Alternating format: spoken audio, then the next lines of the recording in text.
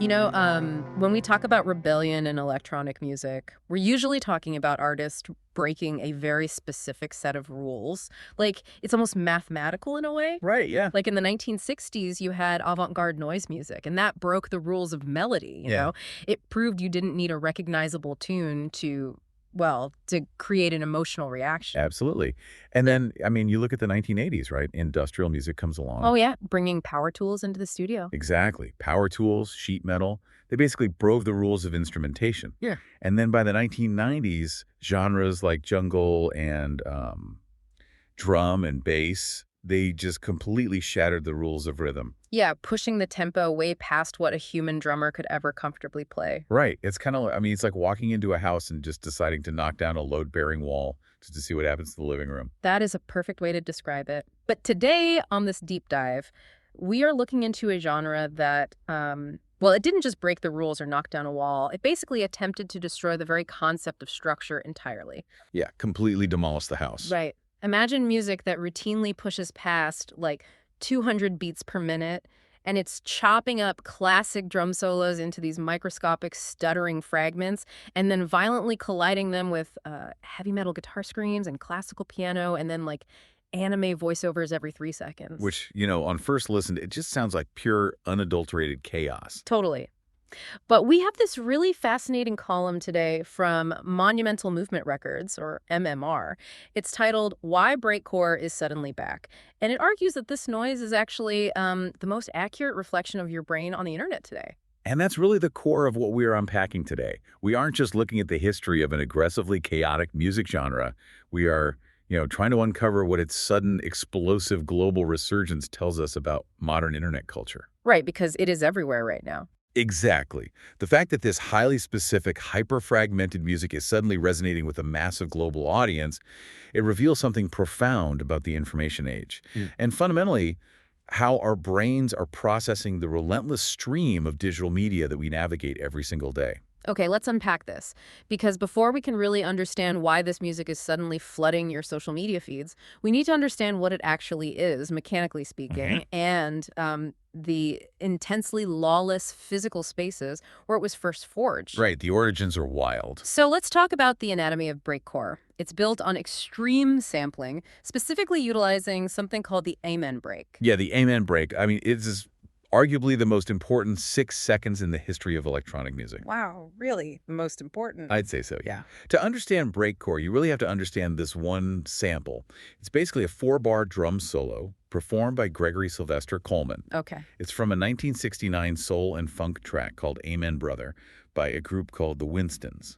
Right, okay. So how did a 1969 funk track become the backbone of 90s European rave music? Well, by the late 80s and early 90s, early jungle and drum and bass producers realized that if you sped up that specific drum loop, it created this incredibly driving, complex rhythm. Oh, I see. But breakcore took that concept and, weaponized it. They didn't just loop the amen break. They violently chopped it into tiny, fragmented fractions of a second. So, like, if standard dance music is a neatly organized filing cabinet, breakcore is taking that cabinet, throwing it down a flight of stairs, and then turning the crashing sounds into a beat. That is exactly it. It's slicing and resequencing at a speed that feels almost impossible to track.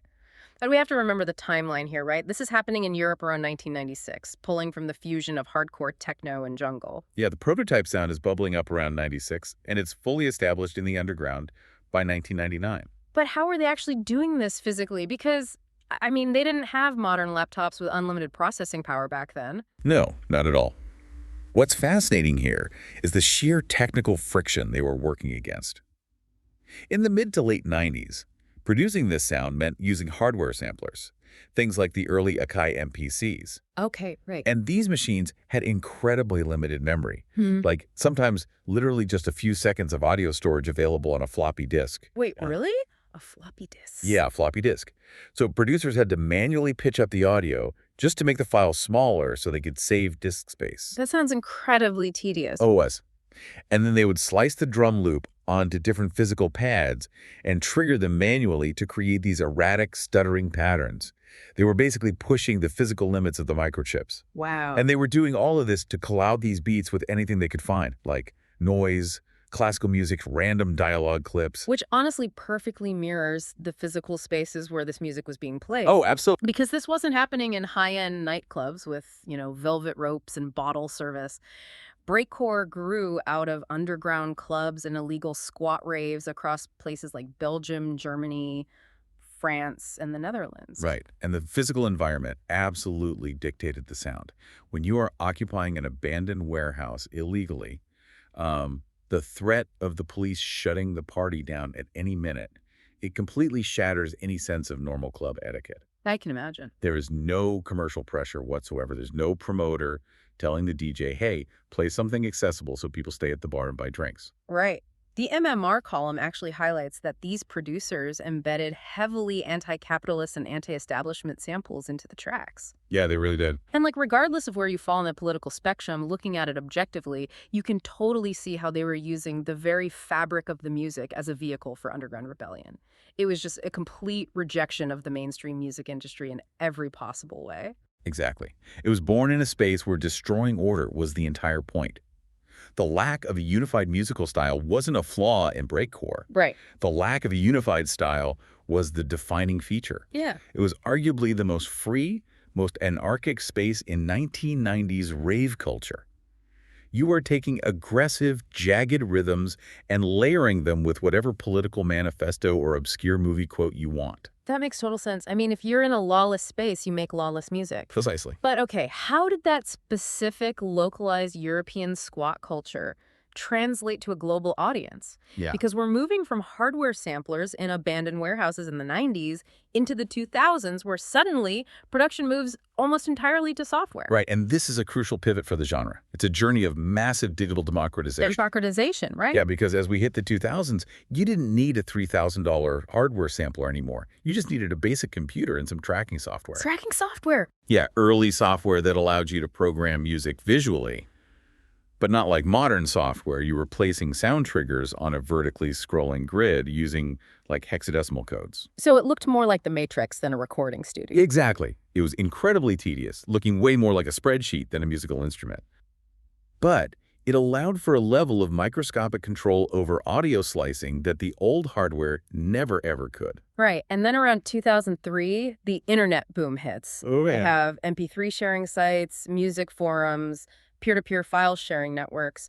Breakcore basically becomes the ultimate internet-era DIY music. Totally. You could be sitting in a bedroom in Ohio or Tokyo, manipulating this spreadsheet software and sharing your tracks globally without ever stepping foot in a European warehouse. And because it was already a genre based entirely on cutting up and reassembling existing digital information, I mean, it was perfectly suited for the early internet. Right. It really thrived on those obscure message boards and forums. But wait, I'm stuck on something here. If the software became cheaper and gave producers way more control, and the internet made it easier than ever to share the stuff globally, shouldn't the 2010s have been an absolute golden age for breakcore?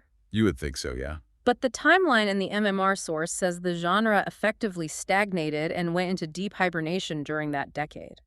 Why did it basically vanish just when the tools to make it became universally available?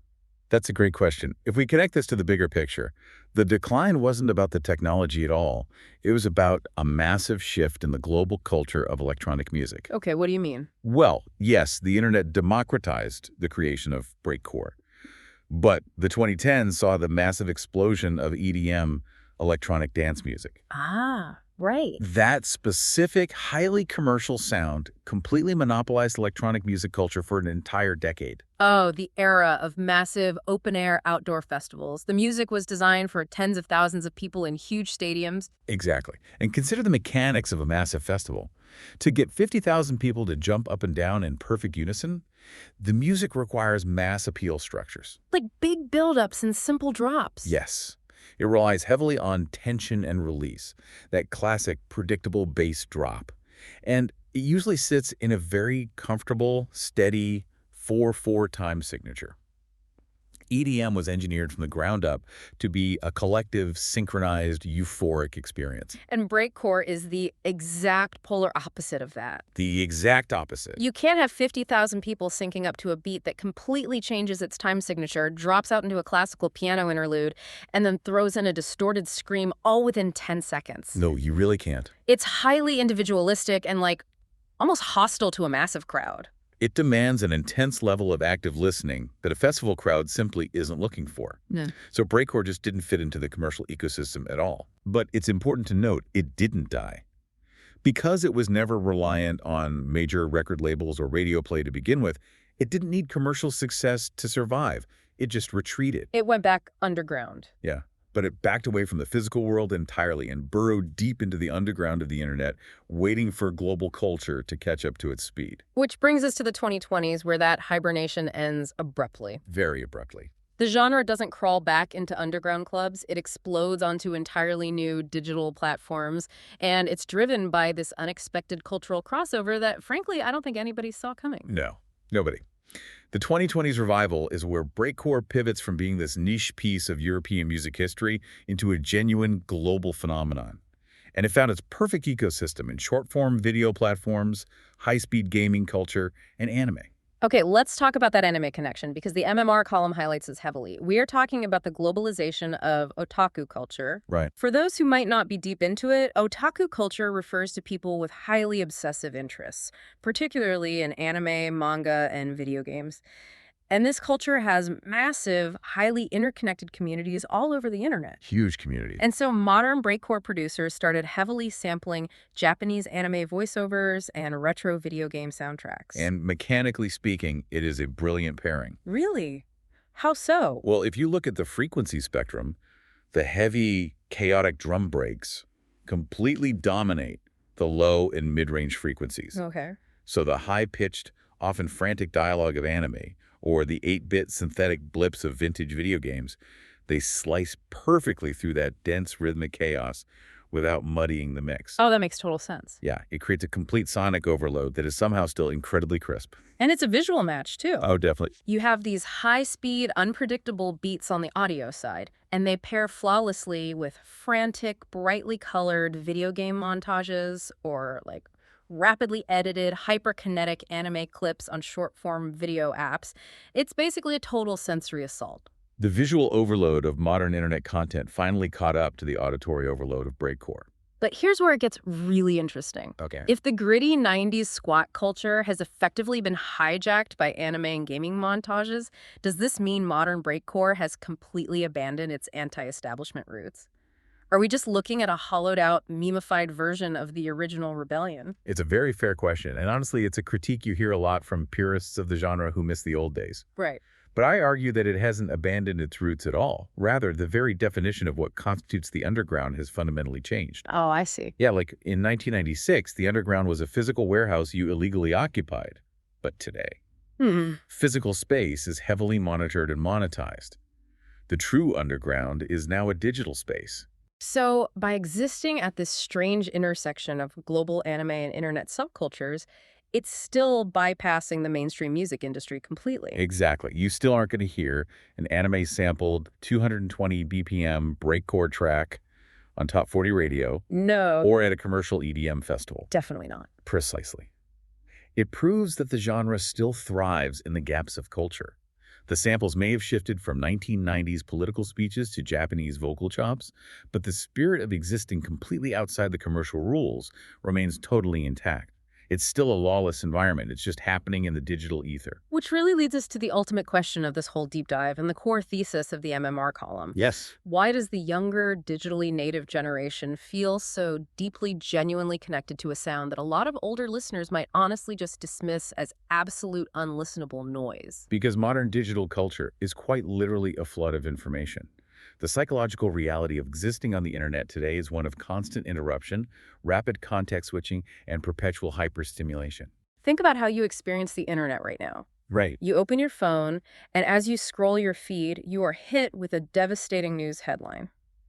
And then a fraction of a second later, a loudly edited joke meme, and then a chaotic video game clip, and then a polished pop song, all in the span of maybe 15 seconds. Exactly. Your brain is being forced to process a relentless collision of completely unrelated media, constantly adjusting its emotional and cognitive baseline. And that is exactly why breakcore resonates so strongly. Its musical structure, where the beats are constantly fracturing, the tempo is uncomfortably fast, and wildly different audio samples are violently colliding every few seconds. Yeah. It perfectly mirrors that exact psychological feeling of doom scrolling. The MMR column actually notes 5 specific driving forces behind this revival. Oh, right. Let's go through those. So first, it points to a generation with a deep affinity for internet culture. Second, a musical structure suited for short videos. Like TikTok or Reel. Exactly. Third, compatibility with gaming. Fourth, the ease of DIY production. And fifth, a culture of genre mixing. But most importantly, it highlights how this structure is perfectly tailored for the fast pacing of today's media. It makes so much sense when you frame it like that. Breakcore isn't overwhelming to the digital generation. It's actually familiar. It's just an accurate soundtrack of their daily cognitive reality. And this raises an important question about how we view art and culture. Yeah. Breakcore's revival is not some random coincidence, and it's not a fleeting algorithmic trend either. No. No, it is a digital inevitability. Art is always a mirror of its environment. Because our environment is now a chaotic, high-speed, fragmented digital feed, our music has evolved to sound exactly like that feed. The source actually calls it the sound of the internet itself. Yeah. That is such a powerful conclusion. It's the sound of information overload turned into a rhythm. It will never be mainstream in the traditional sense of selling out stadiums because it requires too much cognitive effort. But it will continue to evolve wherever the cultural and technological boundaries are being pushed. It is the soundtrack of the boundary itself. Okay, let's take a step back and look at the wild journey we've just been on. We started in the rebellious, physically lawless European squats of the 1990s, where artists were manually slicing up the amen break on primitive hardware just to see if they could destroy the rules of dance music. Right. And then we moved through the massive technological shift to software into the dark ages of the 2010s, where predictable EDM festivals pushed this chaotic sound into digital hibernation. The EDM winter. Exactly. And finally, we arrived in the 2020s, where short-form video, global otaku culture, and the sheer speed of the internet resurrected breakcore, turning it into the ultimate musical embodiment of modern digital chaos. It really went from being a violent rejection of the physical world to a perfect reflection of the digital one. So what does this all mean for you? The next time you find yourself scrolling through your social media feeds and you feel that tightness in your chest, that feeling of being totally overwhelmed by the relentless speed and the sheer noise of it all, just remember something. You aren't just looking at a screen. You are essentially living inside a 220 BPM breakcore track. And that leaves us with one final lingering thought to explore. We know that breakcore currently reflects the fragmented high-speed reality of our shared internet culture. But as artificial intelligence becomes more and more integrated into how we generate and consume media, what happens next? Right. What happens when generative algorithms start creating custom breakcore tracks on the fly, perfectly calibrated to your individual scrolling speed, your heart rate, and your highly specific niche interests? Will the sound of the internet become a totally isolated, personalized echo chamber of chaos where no two people ever hear the same song? Wow. We started this deep dive talking about taking a photograph, running it through a paper shredder, and taping it back together in midair. It makes you wonder if tomorrow's internet will just build a billion separate shredders, each one echoing with a chaos designed entirely for a party of one. Thank you so much for joining us on this deep dive. We'll catch you next time.